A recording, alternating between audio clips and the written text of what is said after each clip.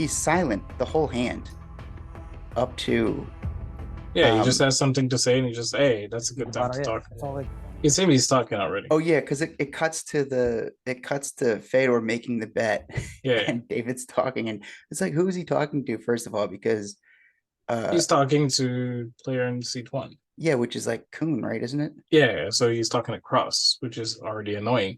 But he's talking before the guy makes his action, so that's totally fine. No problem there. But Yeah, after he sees like it's a bet, like you need to shut up and let it go, but he just doesn't. He just keeps on talking. that's what it was. Yeah. Because they're gonna show him making the bet. They're not gonna like cut that out.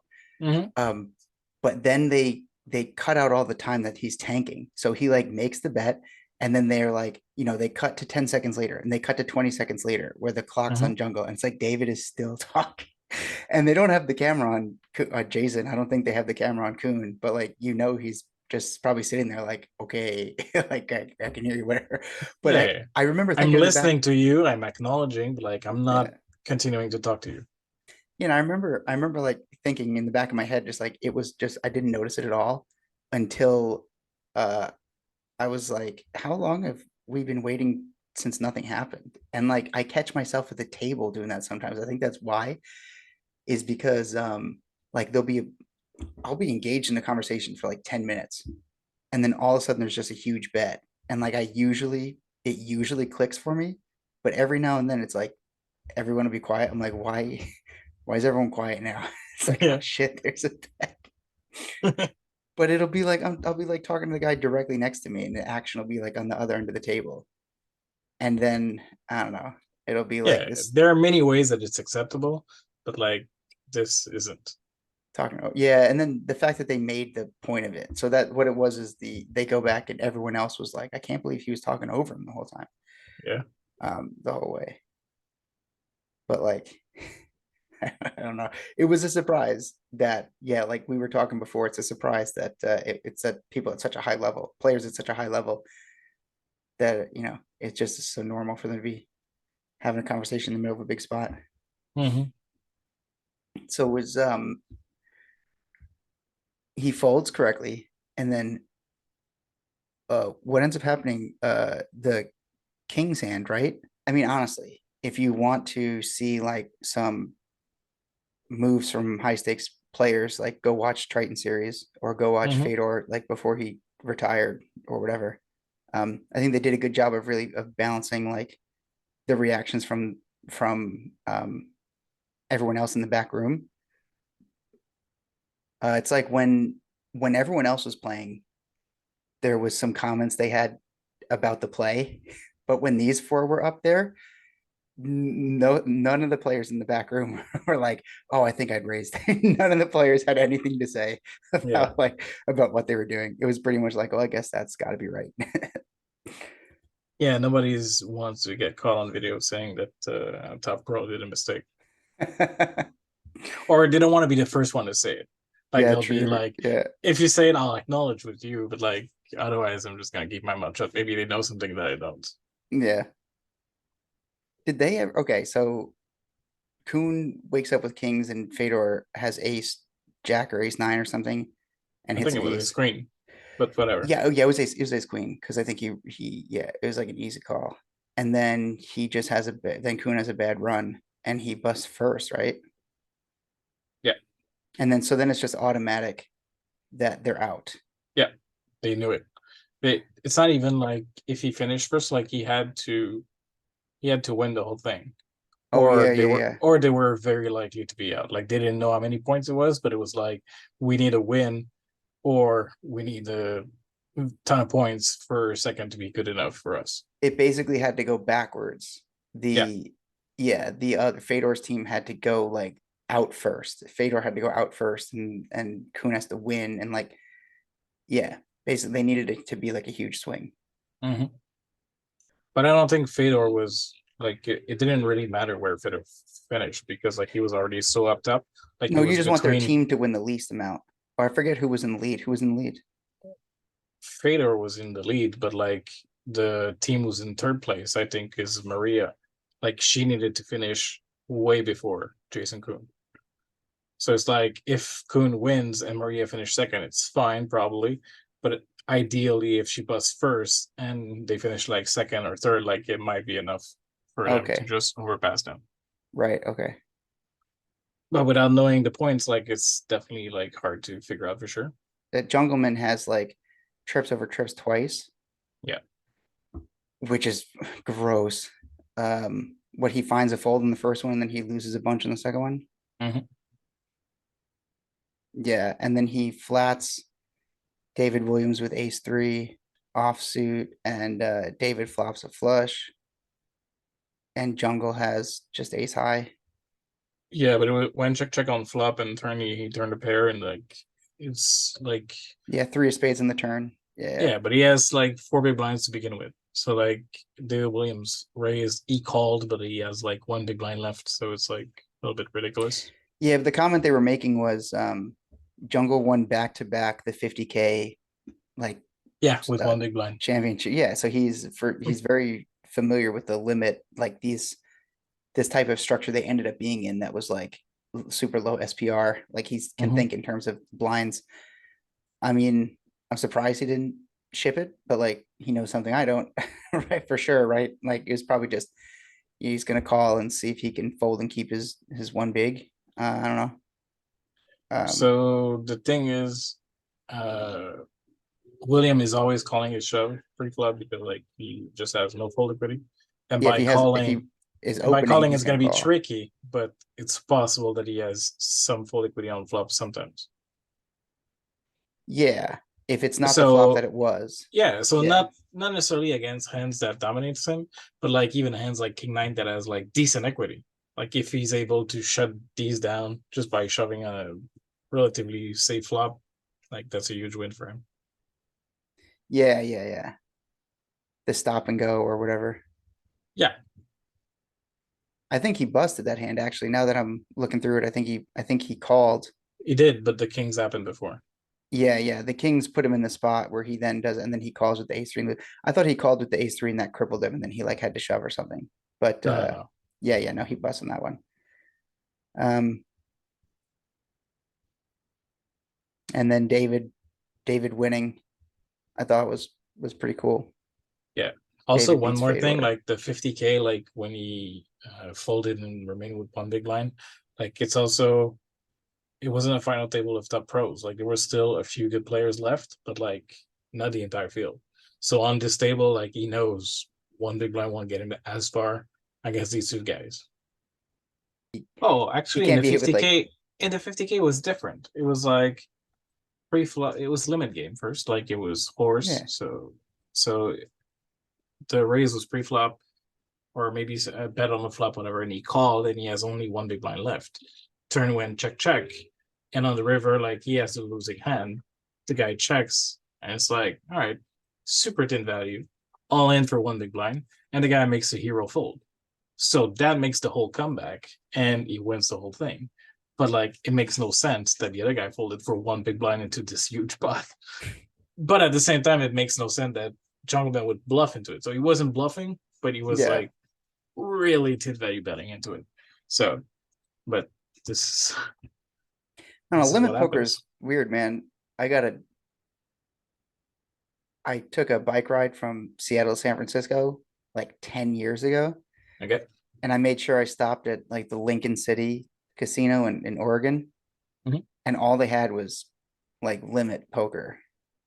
It was weird, but it was 10 years ago, so I guess that makes sense. Yeah. So I'm playing Hold'em limit, like 3-6 or something. And I was doing horribly. Obviously, I was like playing pretty poorly. And every hand is gonna be like 5-6 ways. Hmm. And on like turn and river, I just like raised the guy twice and he folded. And the pot's huge at that point. It's like 4 or 5 people in the pot. There's a bet on the flop and the turn I raised. And then like on the river, I bet or something. And he, folded. And I was like, who says you can't bluff in limit? And I like showed it. And the dealer was like, that was no, the dealer was not impressed, basically. Yeah. The dealer was like, so what? What's but it's a pretty vivid memory I have. Limit poker is whatever. People that aren't familiar. Well, that's what when people talk about like different formats, being like a pro in this format or whatever, it's like when you're not familiar with the format, you can talk yourself into doing stuff that doesn't make sense, like hero Hmm. fold for one big because you know that like whatever, some you make some justification that like you have to reach on your own because you're not studied enough to be able to like default into what you should do. Yeah, but it just reminded me of that. That was a long time ago. Um, so we speculated a bit that they would end up playing heads up. Uh, we know that a team was going to be eliminated, so we knew that it was going to be 12 people, and it could either they do like a 6-on-6 or two six-handed games or something, and take like the top. They could play like a sit and go, and the top three advance, or something like that. But heads up makes the most sense. So what? So David Williams' team wins. Negreanu, Kuhn, their team busts. Who was the other two people in there? Let me see if I can Kevin remember. Martin and the other guy I didn't know. Yeah. Well, just out of respect for him. Here we go. It was Soiza. Yeah. I don't even know his first name. Christopher Soiza. Malaysian dude. Oh yeah, he had all those good run in like Asian poker tournaments, championships. Yeah, cool. So they're out, and then they come back to round two in episode 5. And the format is the winning team got to be team captains. And that's the first thing that's what we were speculating on, was they probably are going to have to do some kind of ranking, which was just they ended up choosing teams, but inherent in choosing teams is like they're ranking people as they're going, right? And so who was your first pick?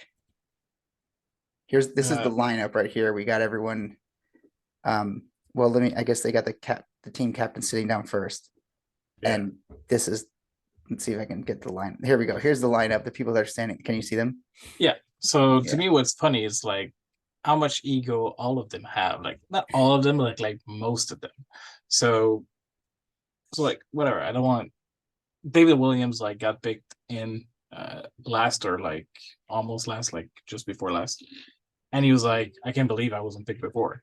And it's like, oh, you're not the best player out there. Like you're obviously well known for like runner up of the WSB main event, but like you don't necessarily I don't know, fall to the expectation of people out there. Like some decision that he made in the sitting goes prior to, like they just seem to be more emotionally based and based out of everything. Like he just snap calls and he's just like, I got a bluff, whatever.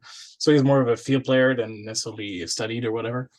So I don't mind. Like obviously none of these people are really bad, but what stood out so much was the girl, Kaina. Well, yeah, but before you go into that, I All thought right, it all was right. weird that David was picked so late as well.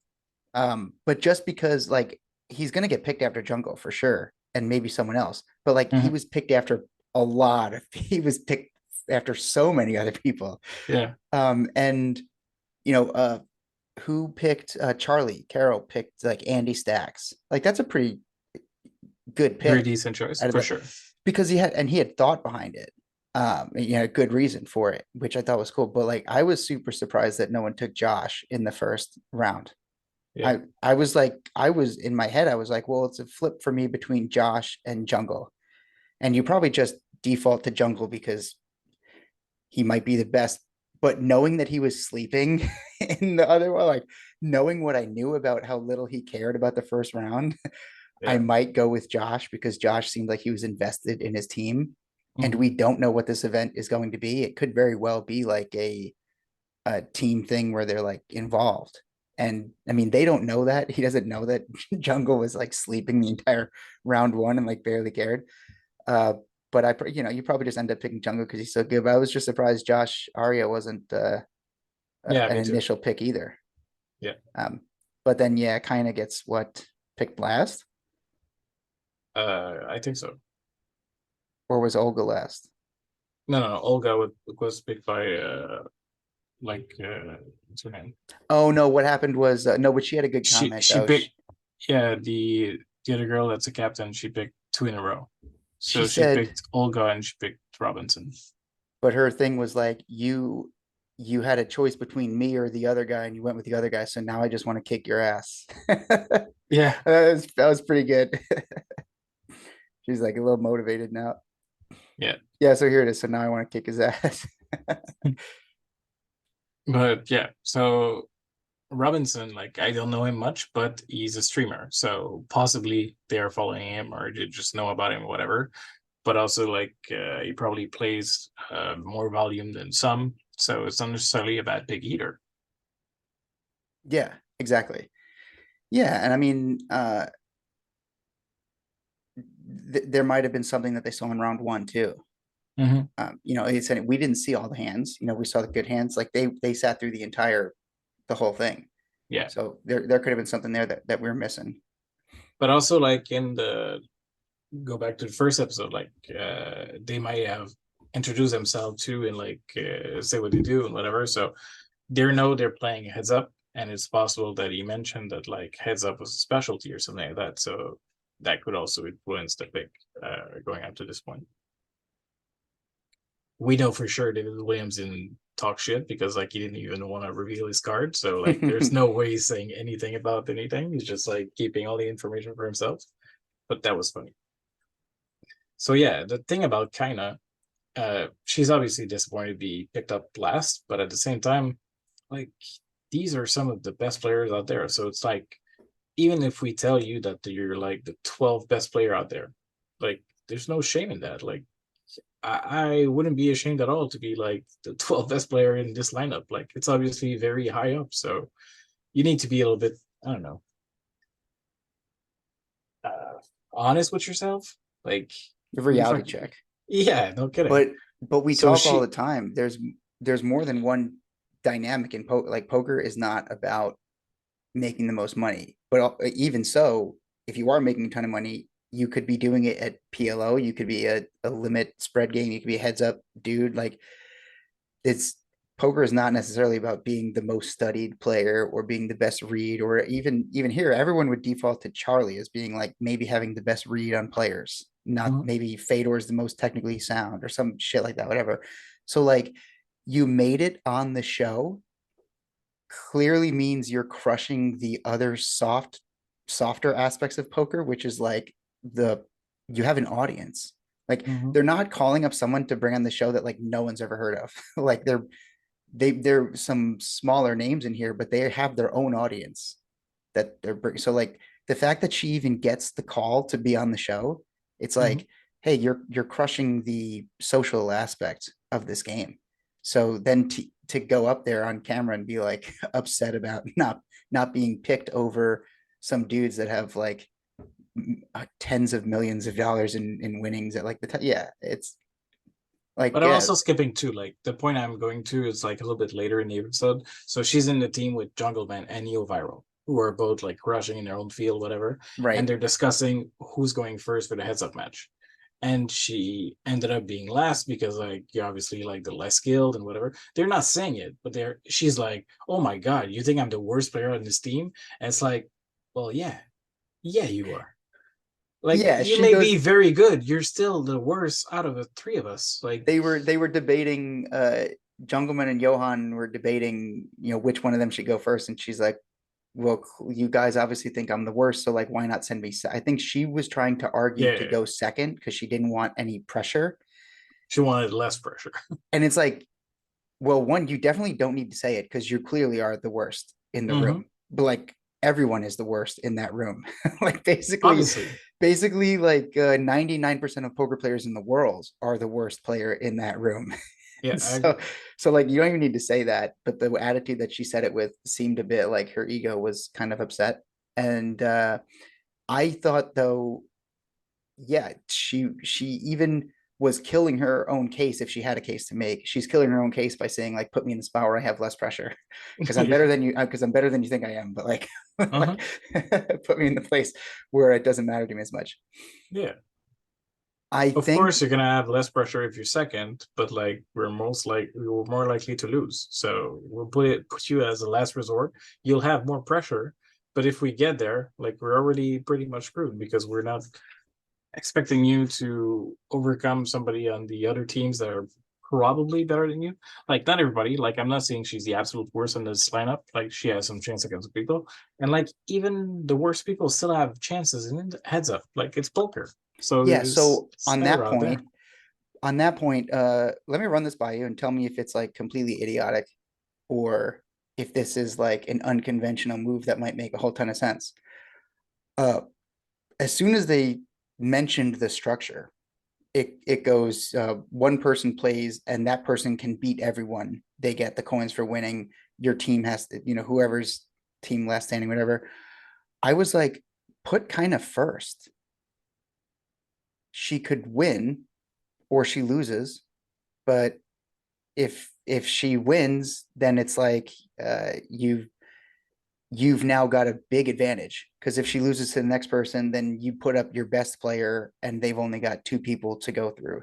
And if everyone else, if you're going to like try and GTO it, if everyone else is trying to put like their best player first, then if you get to the point where she's left, like she was even saying in the room, like if you guys are out and it's up to me, like the whole team is gone and our order and all of the strategy, like it doesn't matter because we're getting booted.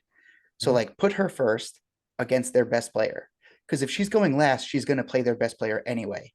If I'm third, I guess that's not true. They could both lose the first, and then it could end up being the third person versus the third person. Yeah. So But whatever. I don't think your strategy is idiotic, but the problem is, uh, so by winning a match, like you get coins personally for you. Right. So that's the other part of it Yeah. is So it's she's like, more likely than not she's going to lose.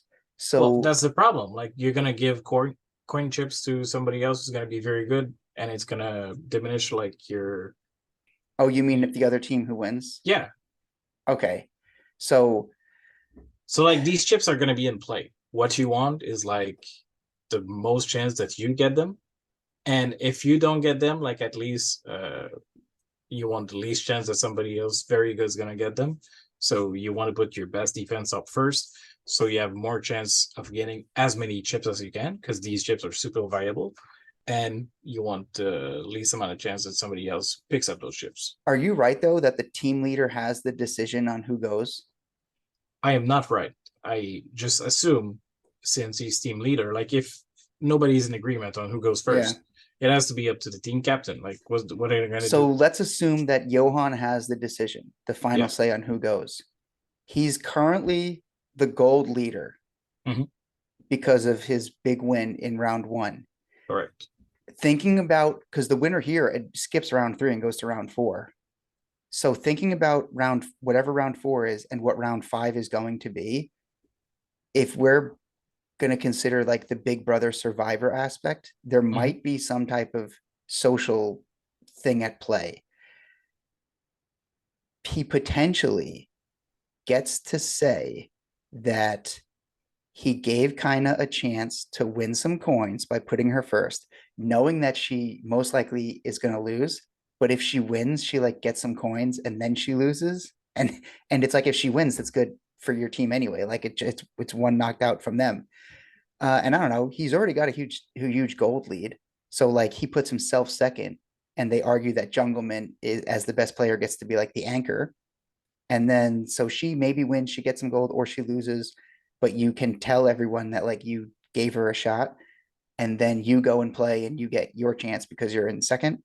And I wonder if that might have anything to do with later on because now Jungle's pissed because we'll get into that later, but like I wonder if round five or 4 or 5 has like a social aspect to it where this might come into play where there might be some like revenge that people might be able to take. But yeah, after they set their lineup and Jungleman like is watching the first match, I think he slowly starts to realize like, oh shit, like I'm not gonna be able to get any gold if this guy keeps winning.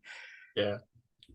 But also, like, we, like, I've listened to Dan Underground's podcast, and he talks a little bit about the show and how it works. And he mentioned that there was like, uh, nothing's gonna happen that's gonna be outside of poker. So all the Oh, I rounds are see. gonna Okay. be Okay. poker. So even if there's like some kind of social aspect, like building teams and stuff like that, I don't think the social aspect overrides what's gonna be poker anyways. So I think you want to maximize everything you can to get as many gold coins as you can because that's going to help you in the final. And I think even though there's some social aspect, I don't think it's that important, anyways. Yeah, they're not going to be able to like swap stacks or like shift gold coins from someone or something. Yeah, Anything crazy like that.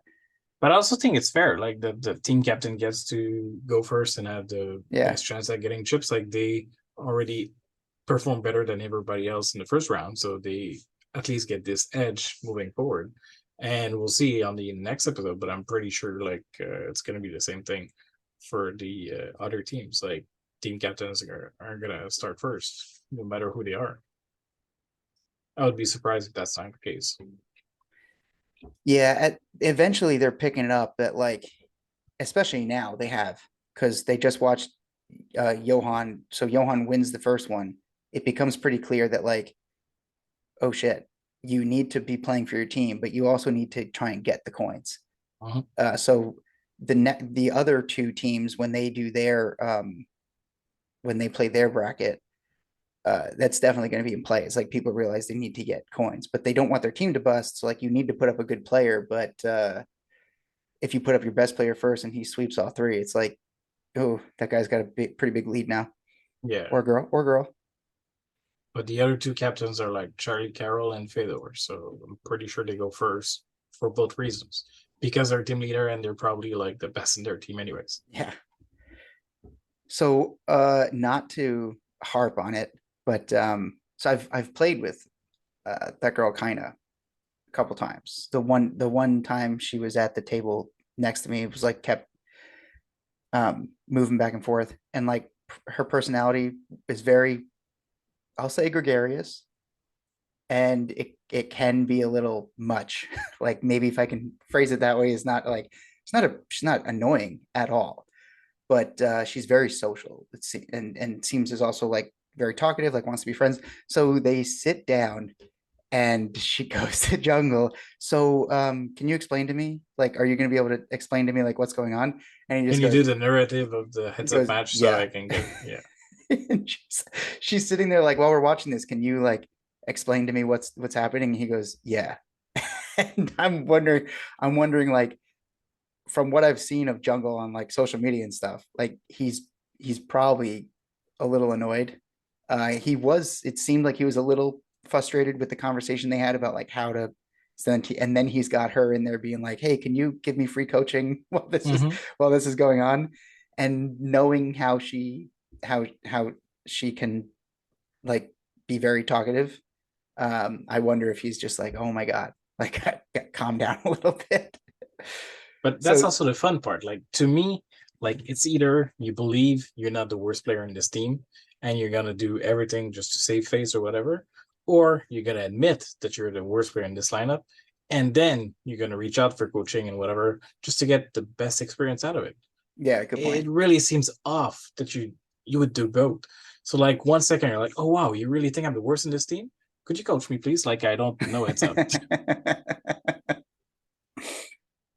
Yeah, I So it's not mean, even like let me spell out my thought process and correct me if I'm wrong. It's like, can you do the narrative of this match? It's like, yeah, maybe just ease into it. Maybe don't ask directly like, "Hey, can you tell me what's going on?" Maybe just at every few hands be like, "Hey, why don't they do that?" She had her notebook out. yeah, She was like taking notes, ready to copy down everything Jungle said. yeah, When you're in the room with him, like you have to take advantage of that. But absolutely, coming hundred on a percent. bit strong to be like, can the way she said it sounded like, can you coach me through this? Yeah, And then immediately, so not to delve too deep into hands, but I thought this queen eight that they showed first was pretty cool because she doesn't open with it. So we get this flop. Hang on, let me get to it. The first hand. yeah, and she check raise. Yeah, so queen eight of hearts, 10 of nine hearts, seven of six. diamonds, and nine of clubs, six of hearts, three diamonds. And when she checks and he bets, I'm like, this is on its face. Like if you're just in a vacuum put in this spot, like queen eight is not a horrible check raise, but it's got some stuff working against it. Like your heads up, queen by itself is pretty high. Like you have a decent amount of equity. Like just calling is also fine because you can just take the equity that you have. But she checked pre-flop. And so it just clicked with me as like a great example of how one thing happens that seems a little odd and then it like throws off the whole hand. And so Jungle mentions like it's not a normal play, like the check raise is not normal, but she also, considering she checked the flop and then, I mean, considering she checked pre-flop and then she checks the flop, like it's going to be hard to call barrels on turn and river if you don't hit. Mm-hmm. So the check raise gives her a good way to like take the momentum back, and she has a combo with equity that's like pretty decent that can justify the check raise. And so, like I was gonna say, so I agree with Jungle. Like, of course I do. I'm not gonna argue with this dude, but he's funny. He says like that's not normal, but in my head it's like, oh, that's a pretty decent check raise. But like, if you open pre-flop, what you get to do is like bet this flop, check turn, and then bet river. Like you have like the momentum control through the hand. Once you get to this flop in the way that she did, it's like, well, now you have to check raise, so you get the momentum back and do it that way. I don't know. Do you agree with that? Am I making Yeah, sense? it makes sense. I don't know. We just Si- we find that situation every now and then talking to other players is like the line that you took, like the way that you got to this spot is going to affect, like, because if the person that you're playing is not a complete idiot that's oblivious to what's going on, like they know Mhm. that you didn't, they know these things just inherently. People aren't always analyzing it like super high level, but they also just don't feel the tension because you didn't three bet pre-flop, so Yeah, they're not getting the pressure on as quick as they otherwise would. there's a lot of thing at play. Like I think she believes he probably underestimated her. So like he probably doesn't think she's very aggressive and capable of plays or whatever. So playing this way is probably gonna um, be harder for him to get to showdown and find out what she's doing or whatever. So since the match, like it's 100 big blind, but it goes very quickly, and uh, like you want to have time to review hands or whatever. So I think it's pretty good to already apply pressure on him. Like he's probably not expected, and if you're playing a check call strategy, like you're probably playing into what he's most comfortable with in this situation. Like he's in position, he wants to keep the pot small, like he wants to keep the lead and whatever. So if you're playing his game, which he's really good at, it's probably not going to work out well for you. But if you just go outside of the box and just like pick these nice hands to put pressure on him, like try to play for a bigger pot that he wants to, I think that's just good for you overall. Yeah, she did mention that she had a lot of confidence in it. I wonder if she just gets to the spot and she comes up with that logic on the spot, or if she had planned to check raise. Like, that kind of interests me, but not to beat that spot. I think they have another hand. They play, he has eights, and she three bets with the 5-4, Yeah. which, cool.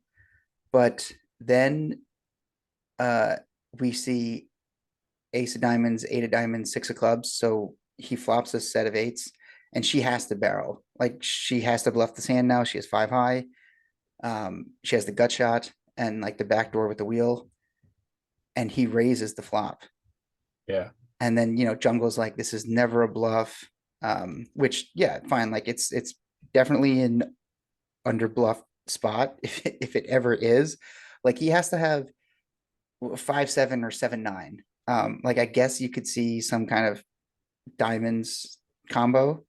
Um, but it so obviously looks like he's putting her on an ace, and so in the spot, I thought it was weird that he didn't just call. Because if she has an ace, he's getting money anyway. Mhm. So there's no need to like raise in that spot. Um, but then I can't remember if she folded or she folded, right? She did. Yeah. Let me just see. But he bets pretty big, I think. The raise is Yeah. pretty big. Yeah, she folded. And I don't know. I don't think he needed to. Um, Jungle saying like the spot's never a bluff, like she doesn't need to call. But I thought it was weird that he even put the raise in there. I guess, you want to deny equity from the diamond draws that she has. That makes some sense too. It Um, also depends like of your own strategy. Like afterwards, we'll see when it happens. Like a few times that he raises his flush draws. So if he's raising his flush draws on flop quite aggressively, like he's probably playing his set the same way, just for balancing out his strategy. True, but you have other hands that you can raise. It's just like she could have king. She could be as weak as like king queen, which I needs to agree. keep bluffing. And like king queen's actually a great hand, uh, because you can flat and she can turn a pair, Hmm. or turn like back like Broadway draw backdoor or something, as opposed to other hands that he could have like an ace or the six with the diamonds, where 6x of diamonds is wrecked when she turns like a queen when she has king queen. So like I just he didn't need to bet it, I don't think. But there was some commentary. I think she said, and I can't remember exactly what she said, but what I wrote in the notes was I think her ego was like getting the best for a little bit, and it's because Hmm. she's in the tank, and it's like you have a gut shot with nothing. Like she could be a snap fold. I don't know. Maybe she's just like She's making probably it. thinking of like re-raising over the top and just like putting max pressure, but she realizes that it's probably not going to work. And like, I don't remember exactly, but I think he raised to like 500K or whatever. So 500 is already like 25% of their starting stack. So Yeah, it it's was it already was a a lot. big chunk. It was pretty high. Yeah. And and then she calls with the two pair on the four liner. Um and kind of like, oh, she has to call. She has two pair, and Jungle like, I don't think she does. Yeah. Um I don't remember what my thought was for the ace eight whatever hand. But then that one and this one, I guess just all three of them coupled together, it seemed like she maybe thought she would do better.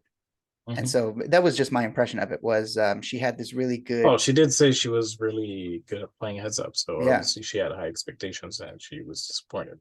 Yeah, and then so you get on the table with this person that you think you're going to beat, but who also you can talk yourself into, this guy's like super aggressive, and then you just Hmm. get in these spots. That's what it was. Is like that's what my thought process was. Is so you think you're really good, you expect that you're going to beat this person. You also talk yourself into being like, well, this person's super aggressive. He can do anything crazy. But then you get into the spots that are pretty standard. Like the spot's pretty standard. It doesn't matter if he's a super aggressive person. Like there's just a ton of hands that beat two pair here, even though it's seven deuce. Like there's still a ton of other 8x two pair. There's a ton of nines. There's a ton of fours.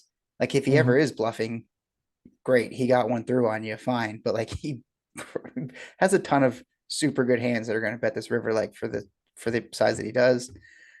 Yeah, it's Um, an overbet. yeah. And so then the king four King versus king five. five. Yeah, king jack deuce flop with a five on the turn, Yeah. and she calls down. And I mean, tough, but I couldn't find any. Well, I guess queen ten, he could be barreling, but she did call both streets, and he's got a big chip lead. Like, not to get into the tournament dynamic because I don't know enough to be saying like what they should be doing, but she ended the match saying that she's You should against have the. put you should have put all in on the river. Well, Like, she said to him that he should have gone all in, but this is what she said though. She said, "I'm up against a super aggressive player, so I had to call down." It's like, yeah. yeah, he is super aggressive, but in the actual spots, it doesn't really matter that he's aggressive. Like the spot itself is kind of just shitty for your Hmm. specific hands that you had. So it was a bit brutal. She's disappointed, but happiness is the gap between expectation and results. And she went in there thinking like, well, I'm a heads up master. I'm going to beat this fucking cash game streamer. And then she talked herself into like all these hero spots that were like not necessary in the spot that they actually were. FYI, he's not just a cash game streamer. He also like has very good results in tournament too. Very good player, period. But I think Yes. the point is that well, she thought she was better than him, Mhm. right? That's Basically totally based on fine. the perception of what she was saying. Yeah. Yeah, I have no issue with this. Like, it's totally fine to think you're better than most, and like that's gonna serve you well in poker. But like, I don't think she necessarily thinks she's a better player overall than this guy, but I think she may think that her heads up skills are better. So I think that's fine. I scrolled down and saw this comment when they were deciding on who's playing, Yeah. and guy saying that if she does end up having to play jungle, that she'll have an edge on him. And they're Well, like, I cracked up. I cracked up when I listened to it. Like, I thought it was really, really funny that she. I mean, it's really bold statement to say. and then they're like, no, she doesn't. And he's like, well, I mean, he's trying to like walk it backwards. Okay. And also, Johan also beats the second guy. Yeah, and so that edit was so sick. So we don't even have to talk about the 10x hand because it's like, how do you talk yourself into a fold there? But after he folds and the team is like, well, now we need to come back, and they do the quick cut of him winning like 4 or 5 hands in a row with the what was it? It was like classic rock music. That was just such a sick edit. I mean, that's what poker needed or needs to get back is to like just show me the highlight reel. Yeah, so that music that they played too, can you hear the sound? Yeah. This music that they played, isn't this like kind of a mix, or isn't it like kind of the old high stakes poker Poker After Dark like theme? I don't think so. It sounds like it a bit. Maybe it sounds like AC/DC, whatever. Like it was a great music choice for this like highlight reel of I him agree. winning hands back to back to back. So sick. I was like on the couch watching this thing. I was in the kitchen. I'm doing something. I'm watching it while I'm doing something. I see him fold the 10x hand. I was like, what are you doing? And then they play this cut, and I was like, I was hooked. I couldn't look away, like watching all and nothing's happening. It's dudes sitting in chairs, Yeah. throwing cards around. And it's like my high school music teacher again. Like, man, music can change everything. You put the right music behind the right commentary, and it's like, yeah, it can change everything. So it's not so much that a 10x hand is a bad fold against a raise or whatever. But to me, what was interesting is like he bet the same sizing on the turn that he did on the river. So on the river, he's pretty much saying that he has like a one pair hand going for tin value. And since Johan knows he can't win against that, he decides to turn his hand into a bluff, which Jungle Man hates because it doesn't make any sense or whatever. So he's just like not representing much, like maybe backdoor flush draw or whatever. But it ended up working. But at the same time, it's also, I don't know, it's like maybe this sizing works against people that are not as studied and they just like don't have this in their arsenal. But you also have to be super careful when you're playing at somebody like this who has like all these ideas and stuff like that. So you obviously can't go as thin for stuff like that because like you may not get paid off as much as you think, and you may be faced into a very tough spot when you decide to pull the trigger. Yeah, but it's just that when the first person exploits or when the first person plays outside the norm, then your reaction can be way outside. You can go max to either end of the spectrum, and it's like I'm sitting there. It's easy when you can see the hands, but I'm sitting there like you can't fold top pair in this spot. But I'm also probably not sizing that small with the Mm-hmm. 10. Like I don't know what bet you're making on the river there, what your size is going to be. Look at the board again. It's 6-10 deuce 9-3, 3 spades, I think. Like, Yeah, you third could spade be came on the river. you could be using just like a catch-all sizing, whatever, but he bets like 60K. What does he bet? Like um 120, like 1/4 of the pot or some shit. He does bet 60. The pot was after he raised. Okay. Yeah, So he bet 60 into 260. Um, a fourth, a third of the pot. Well, I guess he bet 60 into 200. 200. So he bets a third. Yeah. Um, okay, so in a tournament, maybe, that's a catch-all sizing, whatever, but like I for sure would be thinking like up to a half. But I'm not folding. I guess it's because the spades come in, then you can just check call. If you think the guy's an aggressive player, like and is Hmm. gonna bluff at it, you can check call. But like I'm sitting there in the spot thinking the same thing that his teammate was. Was it Olga or Nikita that said it was Olga said he's attacking your weak range, which like was the same thing that you were just saying. Yeah. But it's clear after he bets the small sizing to begin with. And so it's like easy to comment on, but I'm also never gonna find myself in that spot anyway. And then so Hmm. if I bet a regular size and he bets even large and he raises even larger, but it's like harder for him to attack that sizing as much as it is to attack the smaller sizing. So like Yeah. it's all over the board. I mean, I'm probably betting, but if you think you're going to fold to the guy's crazy bluff, then like just check call instead. So Uh, the thing is, I don't think Robinson would be bluffing for that small sizing on the river because I don't think like it accomplishes much.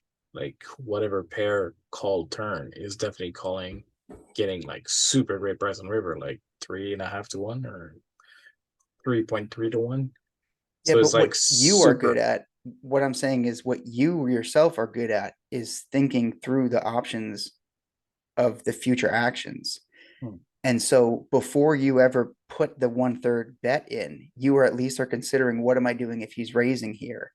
And if you find yourself thinking like, I don't know what to do against a raise against this smaller size, because you don't know if he is only doing it with spade. Like if the nittiest person at the table is there, you can like bet fold with impute. You can just like bet everything and then fold to the raise because he only has a flush.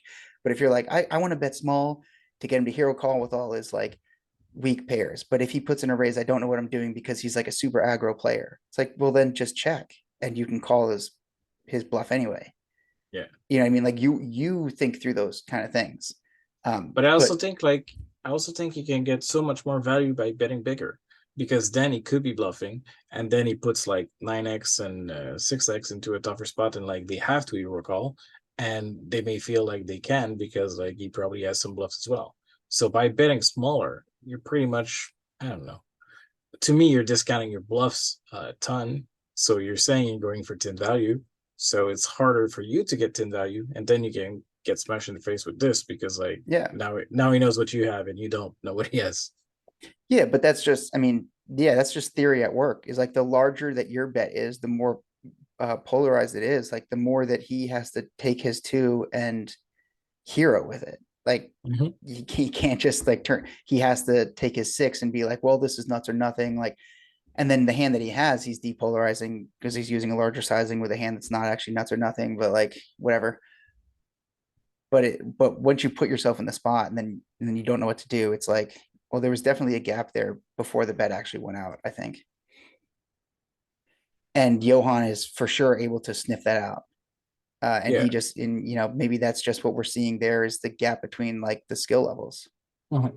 Yeah. And also take my comment with a grain of salt. Like I'm no heads up expert. Like I'm just speaking my thoughts out loud and just like breaking down the spot. But it's also like I'm not judging and like saying how horrible of a mistake it is for him. Like I'm just speaking my mind out. Yeah, but the thing is, once you get to the river in the hand, like the fact that it's heads up format doesn't matter. What heads up affects is your pre-flop ranges and your like strategy going into different spots. But when you're on the river with all of this action that is led up to it, like it's not that much different than if you had started the hand nine-handed and Mhm. you end up playing this hand out heads up with someone. Yeah. You know what I mean? So like you do know what you're talking about though. Don't sell yourself short. Like you said, because you're not a heads up expert, that your commentary Well, about what to do on the river is he like did not say good. heads up was his specialty, so I don't want to like trash on him too much. I mean, there's some stuff in play, but that's only because it's like there's stack differential at the end of the hand, and he can't top up because it's not a cash game. Yeah. But that's also not heads up stuff. That's just tournament stuff. Um, but yeah, the quick cut was such good editing, like so sick. The music behind it and everything, and then Jungle Man sleeping still through the Oh whole my god, that thing. was hilarious. It's like they've got the AC/DC whatever rock music going. Like there's a battle Getting a going little on, short and now. Jungle's just like passed out and kind of like trying to wake him, and she imitates him. She's Yeah. like, good, and she imitates him, being like, "Yeah, good spot." So never meet your heroes, right? She like obviously idolized this guy, and now she's stuck in a room with him for like 3 days in a row, and he's like, this guy is an asshole. Yeah. I mean, maybe she knew from that video he did with like all the girls that like maybe she knew he was kind of like not into it, but Well, seems like she was super frustrated with him. what we will never know. Did he fell asleep because of the game he was watching, or did he fell asleep because of all the questions she was asking? Dude, he was reading a book too. Like he is not interested in this at all. What was the book? Yeah. Actually, what's the book he's reading? Let's Google this. He had that. He had that book. Yeah, actually, what if he was just faking it? What if he was like, you know what? If I just close my eyes, she's gonna stop asking me questions about every hand. It's definitely possible. She started. I mean, we could probably check. She started with a fresh notebook, and by the last clip, she was turning like page 4. So she might have been on him the entire time. Because I do think these people like to talk about poker, but like when you just want, I don't know, like when you just want uh, a breakdown of the play and you don't think that the player is gonna even understand what you're gonna say, like I would feel the same. Like I don't mind teaching people how to play poker, but obviously if you're starting up, like it's pointless for me to just talk about a bunch of things that you don't even understand. Yeah, that's a pretty classic coaching issue is people will want to know the answer to some pretty technical question, and it's like you first have to understand why this hand should never be in your range to begin with Mm-hmm. before we can then talk about like, because if you got here through some exploit, that can be factored into your decision making on the, but if you got here by some mistake, then you're stuck, the spot that you're stuck in on the river or turn or whatever is just like, it's a thing that should never have happened. So it's a, like it's a different approach to the spot itself, even just based on what your understanding was before you got there. Yeah, an intimate note on the is definitely on the spine, and he's about halfway through it. Um, cool. What is it about? Let's see. Let's read the Amazon review. For anyone who wants to know how to be as good as Jungle, This is the secret. get caught up on Sri Sri Ravi Shankar. He's a renowned spiritual leader and humanitarian whose mission of uniting the world into a violence-free, stress-free global family has inspired millions to broaden their share of responsibility and serve society. All right, this is actually like, this is a pretty good look for him. It's like how to be a better person for sure. Practical tools that help individuals achieve calmness, mindness, and clarity of thought. Okay, so this is something I forgot to mention in the first three. Remember, I sent you that message was like, I thought it was so funny. They play the big spot, and Josh and Jungler are in the room, and she like sucks out or she wins the big flip or something, and Josh is like, oh, I need to, and Jungle's like, oh, Bastrika, and he's like doing it with him. It's like a yoga breathing technique, and it's like, Yeah, of course, the two pros would know what like the yoga calming anti-tilt move is, and of course Jungle knows exactly what it was. Of course he's like instantly like, oh yeah, let's do some Bastrika breaths. Like I thought that was hysterical. it is. All right, so let me show you the other thing I was talking about. That was cool.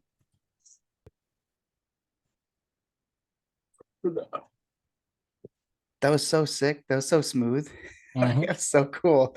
Like I've seen, people put the bet out and they make it so the stack lands so the chips like spread out. But I've never seen like the knuckle down, spread it out, and then pull the chips out. I was like, yeah, there's a whole lot of experience in that play right Yeah, there for sure. 100%. Yeah, I thought that was super cool. She got some style points for that. Absolutely. Hmm. Yep. So then Johan gets her And in the spot and she's in danger zone on the last end, but like we don't know the ending of it, so they do a really good job at editing at the right moment. So it's possible that she jumps back and wins the match. We don't know. Um, I want to say that I don't think she has a read.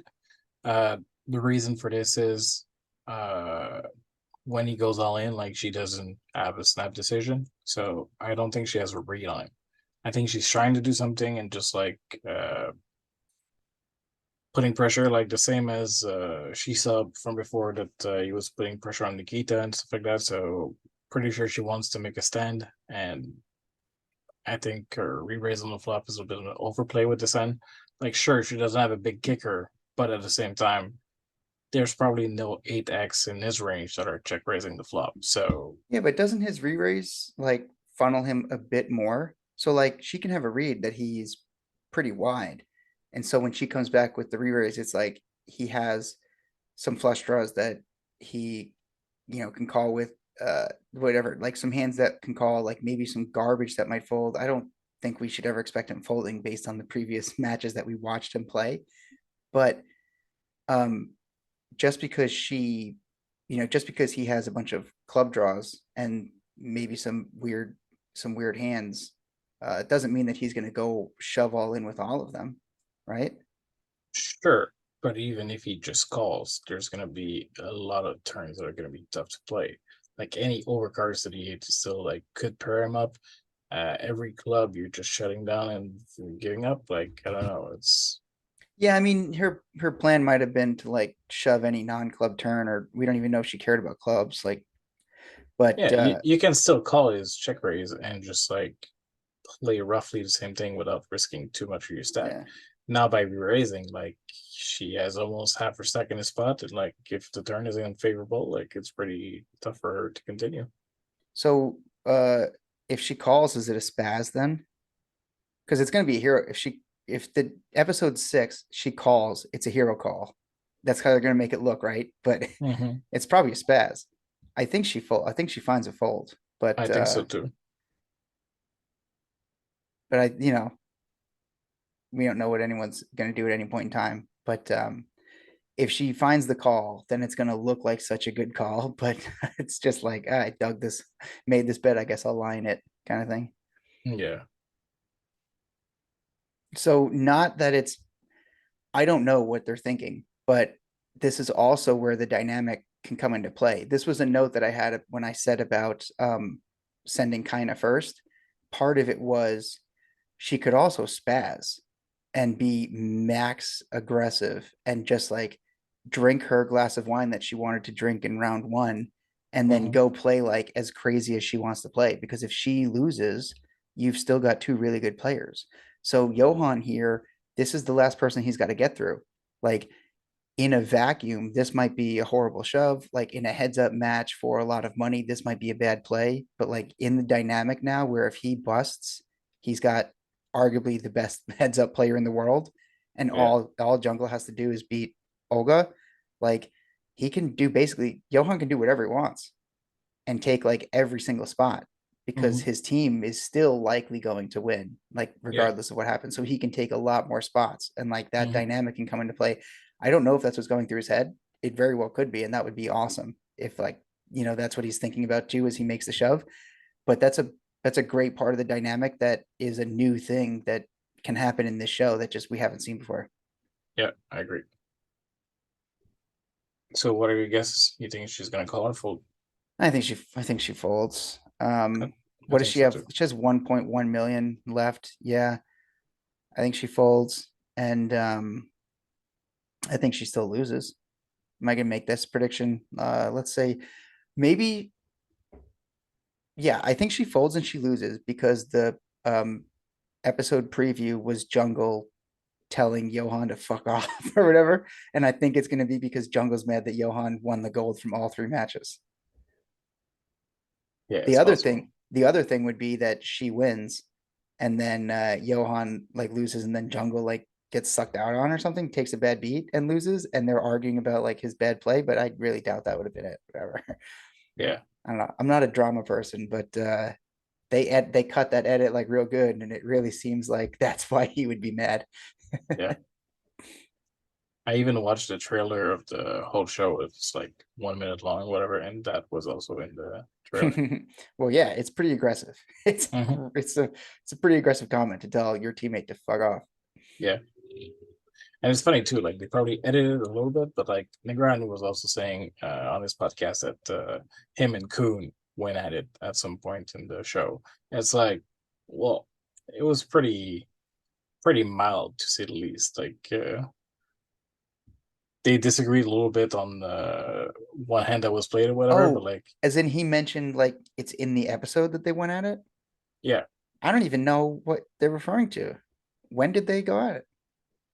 uh, honestly, it's really easy to skip over it. Like it's Yeah. really a small thing that like Negreanu says something, Kuhn's like, no, it's like, well, Oh yeah, I you're remember. just disagreeing, but it's not really going at it. You know what I mean? But like I said, it may have been edited. It may have been a little bit worse, but I doubt it because like that would have been good to see. Like I don't No, think they would have taken this up. maybe not, because what might have happened is they might have just argued back and forth. Because I think it was, D-Neg said something about the bet being good, and Kuhn was like, "No, it's horrible." It was something like that, like theoretical, Mm-hmm. and they could have just argued back and forth about whether or not it was a good bet, and like that's not good TV. That's just two ego-driven dudes being like, "I studied this spot more than you did." That's totally fine. Yeah, But then I don't think you go and podcast and say me and Kuhn went at it. Like, true. Yeah, I mean that's true too. yeah. I saw another podcast where the title teases, Jason Kuhn's honest opinion about Daniel Negreanu, and it's like I'm not gonna watch that, but I mean they might just be trying to make a mountain out of a molehill. But like, what could Kuhn possibly have to say that's negative about Negreanu? Like, there's plenty of people that don't like Negreanu, but Mm-hmm. they've made that hill and they've chosen to die on it over the last decade when Negreanu was doing stuff and saying stuff that was confrontational, like that Yeah. more rake is better.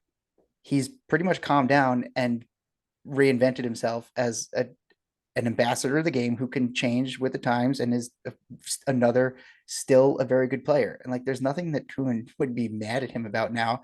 That's like a hidden grudge that they've had for the last 10 years. So Yeah. like, they're just like trying to take a clip from the episode of them being mad, like trying to make something out of it. That's nothing. Yeah. It's also really hard to say that Negreanu is a bad person because like Negreanu probably has the biggest reach of people that likes him. So just by going public and saying like Negreanu is an asshole or whatever, like you're just gonna put so many people like bad against you just because they idolize him so much, like regardless if he's right or wrong. Well, his issue with Sean Deeb, with their bets about his wife and him getting divorced and the stuff he said with I mean, some of the stuff he said made him seem like not such a cool person at the time, but Mm-hmm. that's like totally besides the point. Doesn't matter. He's not in the show anymore though, so we won't see him do anything else that's crazy, Yeah, which is just kind of insane. but Like at the the same fact that time, he's like gone.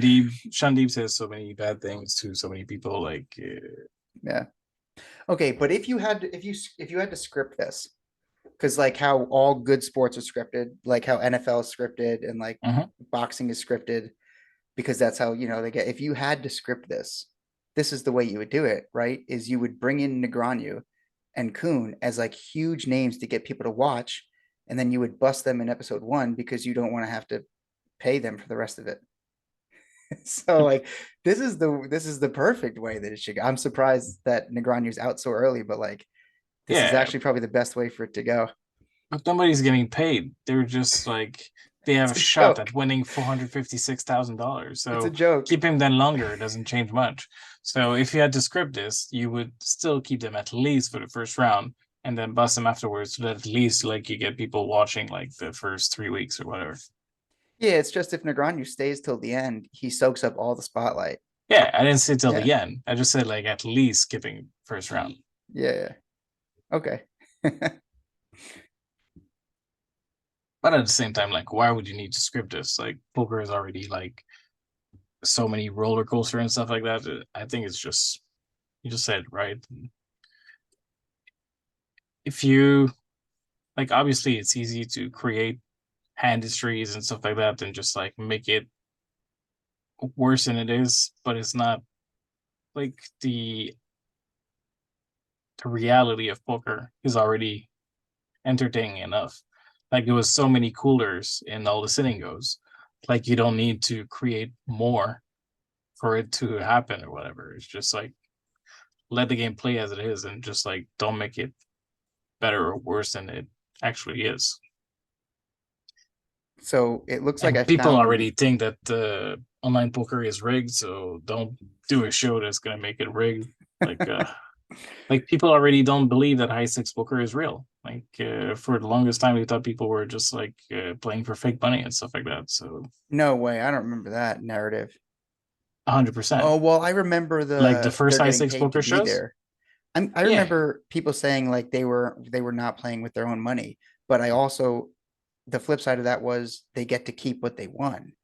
So you still want to play to win. So like I didn't think there were many stories about it, and like some of them just thought like they were not playing real money because like the way they were just like re-raising and making bluffs and whatever, like it made no sense. Like obviously he's not really raising a million like Negreanu in the first season. He's the only one with a million. People are 100,000. It's like you know what? I'm all in a million. It's like nah, oh that's not yeah, real. when people didn't really know how it works. Yeah, Yeah. he's not really risking a million. He's only risking like 100K, which is your stack. So it's like he's covering everyone and just like, hey, it's, I don't know, it just looked good and whatever. But like people didn't believe it was true. Well, like I was joking, but the more you go into explaining the stuff from back in the day, I guess it I guess it makes sense that you actually need to But make that the was point that also it doesn't have to before be scripted. that was also before social media and whatever. So people are just like rambling the stuff at the poker table and stuff like that. I've heard it a million times. Like I was dealing Yeah. back then. So like people are just like, Yeah. hey, and we're watching the show like I'm super thrilled by it, and people are just like, "Oh, it's just fake money." And what? And I'm like, "What? It's not." Like I understand what they're doing, like it makes sense. And people are just like, nah, it doesn't make sense. Like nobody would play like that. Like obviously you would think that because like you play like an ass. Like obviously you don't think it's real. But like if you had some brain and like make sense of poker, like you would see that it does make sense. I think I found the music. You go in the YouTube under the video, it says what music like is in the video. Ooh. I think I found it. All right, so next time you're playing, if your poker session is a little bit boring, pull up tension documentary from Clean Mind Sounds, or we got this other one. What's it called? Sci-fi dystopia version 2. Dystopian background music.